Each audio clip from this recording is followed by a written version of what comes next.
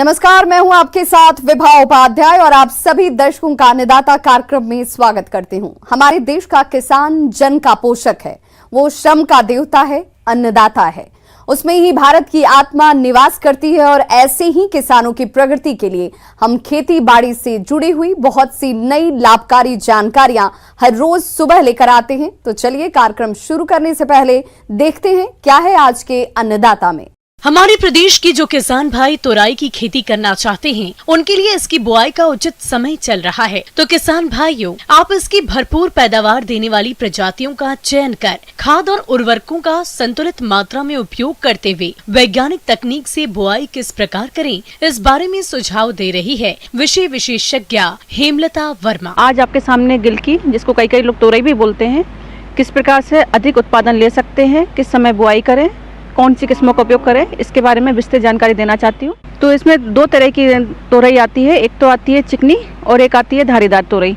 अगर हम चिकनी तोरई बुआई के लिए सोच रहे हैं तो उसके लिए पूसा सुप्रिया, फूले प्राजक्ता, पूसा चिकनी और एक F1 हाइब्रिड आता है हरिता करके। अगर हम धारीदार किस्में उपयोग कर रहे हैं तो उसमें पूसा नजदार, पंजाब सदाबहार, सतपुतिया, ये किस्में उपयुक्त हैं। तो किसान भाई पहले चुनाव कर लें कि उन्हें किस तरह की तोरई का उपयोग करना है। तो इसके लिए किस प्रकार की भूमि का उपयोग रहती है, तो किसान भाई इसके लिए हल्की दोमट मिट्टी उपयुक्त रहती है। तो इसके अगर अपने और इसका पीएच मान 5 से 7 हो भूमि का, तो वो मिट्टी अपने फसल के लिए उपयुक्त है। खेत की तैयारी के लिए मिट्टी पलटने वाले हल से एक जुताई की जाती है। उसके बाद 2 से 3 जुताइयां देशी हल या कल्टीवेटर से की जाती है और प्रत्येक जुताई के बाद खेत में पाटा चलाना आवश्यक है, जिससे ढेले टूट जाते हैं और भूमि में नमी का संरक्षण भी होता है। बुआई के समय खेत में पर्याप्त नमी का होना आवश्यक है।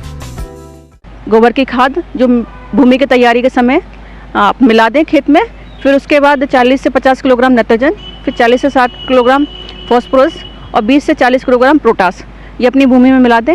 अगर किसान भाई सॉइल टेस्टिंग करवाई है, अगर किसी न्यूट्रिएंट्स की हमें कमी प्राप्त होती है तो उस न्यूट्रिएंट्स की मात्रा भी हम अपने खेत में मिला सकते हैं।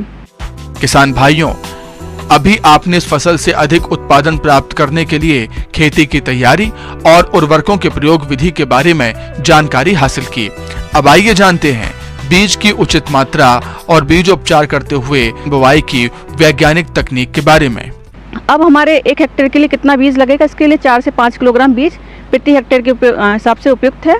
तो बीज बोने से पहले इसका बीजोपचार जरूर कर लें। इसके लिए कार्बनडाजिम नाम की दवा आती है, तो 2 से 2.5 ग्राम मात्रा प्रति किलो के हिसाब से बीज को उपचारित करके ही बोएं। गिलकी की बुआई 1.5 मीटर कतार से कतार की दूरी और पौधे से पौधे की दूरी 1 मीटर पर रखें और जहां हम थाला बनाएं वहां बुआई करें तो 1-2 बीज एक जगह पर डालें, फिर उसके बाद बुआई करें। और किसान भाई इसमें सिंचाई का विशेष ध्यान रखें। अगर बरसात ऋतु जैसे अभी चल रही है तो पानी की निकासी का ध्यान रखें, पानी जल भराव ना हो जिससे हमारी फसल को नुकसान ना हो। और साथ ही अगर पानी की कमी दिख रही है तो समय समय पर अपनी भूमि के हिसाब से सिंचाई करते रहें, इस बात का विशेष ध्यान रखें। किसान भाई इसमें फसल में अपनी गिलकी तोरई में खरपतवार की समस्या आती है, तो जैसे अभी बरसात का मौसम भी चल रहा है तो इसमें खरपतवार ज़्यादा उगाते हैं। तो किसान भाई इसके लिए डोरा कुल्पा चलाएं या फिर मजदूर लगाकर हाथ से निदाई गुड़ाई करें, तो इससे हमें अधिक उपज प्राप्त होती है, क्योंकि खरपतवार से हमारी फसल को काफ़ी नुकसान पहुंचता है। इन बातों का ध्यान रखें किसान भाई अधिक उपज ले सकते हैं और जो मांग के अनुसार अपने बाजार में बेच सकते हैं। और किसान भाई जैसे जैसे अपनी तोरई पकती जाए वैसे वैसे तोड़ के बाजार में बेचते जाएं। उसको ज़्यादा समय तक पेड़ पे ना रहने दें, क्योंकि अगर ज़्यादा रहती है समय तक तो उसकी गुणवत्ता ख़राब होती है, थोड़े हार्ड हो जाती है। जब अपनी तोरई सॉफ्ट हो उस हिसाब से अपने तोड़ के बाज़ार में बेच सकते हैं।